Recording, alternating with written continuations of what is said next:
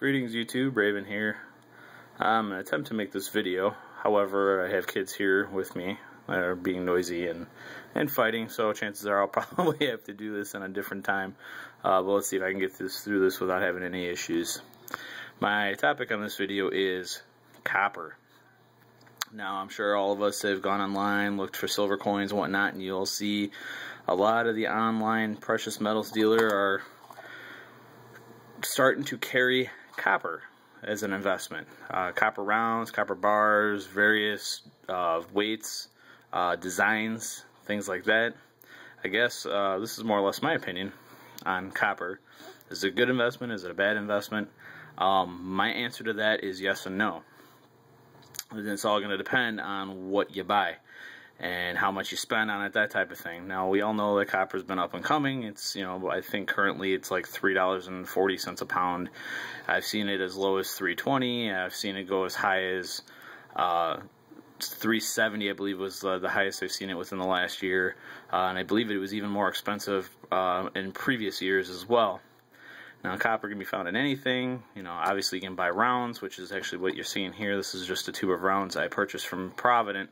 More or less just to see, you know, what they look like, you know, are they nice looking round, whatnot. I didn't really purchase it for the investment value because, let's face it, I would be losing my butt if I would be using this as an investment. So, I guess, like I said, the question is it a good investment, bad investment? I said yes and no.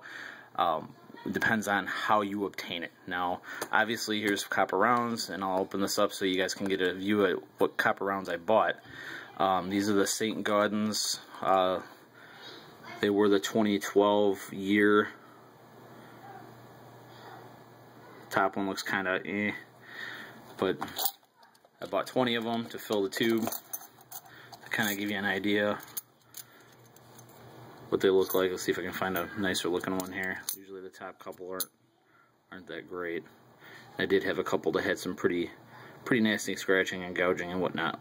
Come on, get a view. There we go. So, not a bad looking round. I mean, it's very crisp. It's got a nice mirror finish. The back side, if I can get it the right side up. You know, it's pretty generic. It says 2012, 1 AVDP ounce, because they don't do in troy ounces, copper 999, fine. So, I mean, it's reeded edges. It's a very nice looking round. However, for the price, not so good of an investment. I think these were $1.29 a piece. So I spent upwards around $30 some with shipping to get these from Providence. So, and that's about a pound and a half of copper, and that was really only worth like what, $5-6 maybe, if that. Maybe a little bit less, and to spend $30 on it, you're more or less paying for the striking and obviously all the labor that's involved in making these. So these as an investment, not so much. Nice looking thing for display and whatnot, and that's pretty much why I got it, is to have for a future display case I want to make. They do make a very nice display piece. Now, other options for copper as an investment that's more cost effective obviously would be your partial 82 and prior copper pennies. Now, obviously, if you do coin roll hunting or anything like that, you pick up a box of pennies, sort out all the copper, you're pretty much saving a penny for what the penny's face value is 1 cent, and you're getting a coin that's 95% copper and worth what, roughly about 2.3 cents on a given day. So I mean, you're already making out as far as metallic value in these coins. Now, the age-old question is about melting. Obviously, everybody's like, well, you can't melt them. Well, obviously, that's understandable. However, when it comes to silver, you don't see me melting these, but I can still take them in somewhere and actually get the metal value of them. Now, with copper, you really can't do that with your local coin shop. Obviously, pennies are so mainstream right now, it's, you know, it would be ridiculous to hand them sacks full of copper pennies just to get money and all that kind of stuff like that. So obviously they're not doing that yet. Now, if US goes the way of Canada and decides to eliminate their penny, you might be able to see that more as the United States cycles that out, melts them down, you know, and the pennies obviously more rare, then they might become more valuable even as a coin in itself. So one option of putting that out is to obviously invest in pennies. I usually will probably go through a box of pennies maybe once a month and just save out the copper and then any wheat pennies I come across, and then that's about all I'll do as far as pennies go, except for the ones that I might get back in change. Those I would put off aside just because I've had it back in change. I already got it, might as well just toss it to the side and save it. So so in the future these things might be worth something, if not in the penny aspect, but the copper value aspect if things take off. So that's another option. That one would be definitely way better than that one, obviously, hands down. So, and then of course there's your copper wire and your scrapping of items, electronic items that take the copper. Take them out, save the copper if you want, or you can take them into a scrap yard and get some money for the copper, and then you can turn around and invest it in this, which is actually what I'm doing. I'm taking copper wire out of things I strip. I'm doing aluminum cans, computer components, things like that. A lot of motherboards and RAM chips or anything that might have gold plating.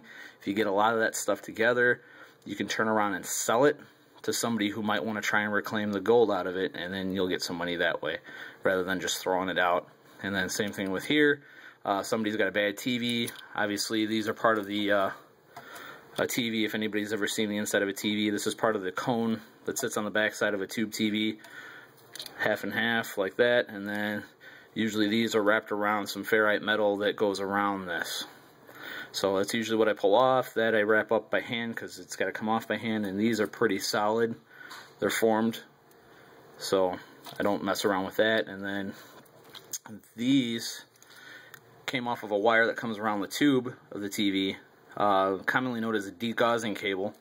A lot of times that's copper.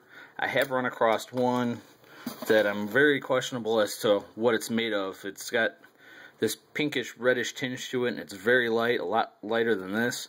I have a feeling it's aluminum, but I just don't know. I have no way of testing it. It's, you know, when you scrape off the red coating on it, it's certainly white, so it certainly can be aluminum. It's very light, so I'll probably have that checked at the scrapyard and see if, obviously, if it's not worth anything, I'll probably save it. And just when I get a bunch of it together that makes any type of weight, then I'll trade it in and get some money for it. So, but that's pretty much how I feel about copper. Now, I don't have any copper bars, but they do have options like that. And I also noticed that a lot of places are getting into nickel. Nickel is a little bit more expensive than copper. They offer nickel rounds I've seen on Provident. But just, there's a lot of stuff with copper coming out, and if you're wanting to invest, this isn't really necessarily the way you want to do it unless you like the look and you want a display piece or anything like that. Otherwise, you're going to be losing your butt. It's going to take years upon years upon years upon years to even gain anything back out of the premium you paid for this. So, just kind of giving my opinion on copper, and I wanted to just kind of show you what I'd gotten as far as copper-wise. I did mention in a prior video that I was going to show what I got. Like I said, it's not for investment value, but just more or less for display and collector. Kind of looked neat. Wanted to see what it looked like, and I mean, it's a very impressive round. So, but anyway, if you have any comments, feel free to drop them down at the end of this video. Be my guest. I will respond to anybody if you have any questions or anything too. If you like what you see, like I said, more videos to come on precious metals, any type of firearms things I might do. I'm probably going to use my next batch of scrap, turn in, and probably, if I can find any, buy some ammunition with it, because I would like to stock up more on ammunition too. So, anyway, thanks for watching, YouTube, and this is Raven again, and I will look forward to making another video for you guys. Peace out.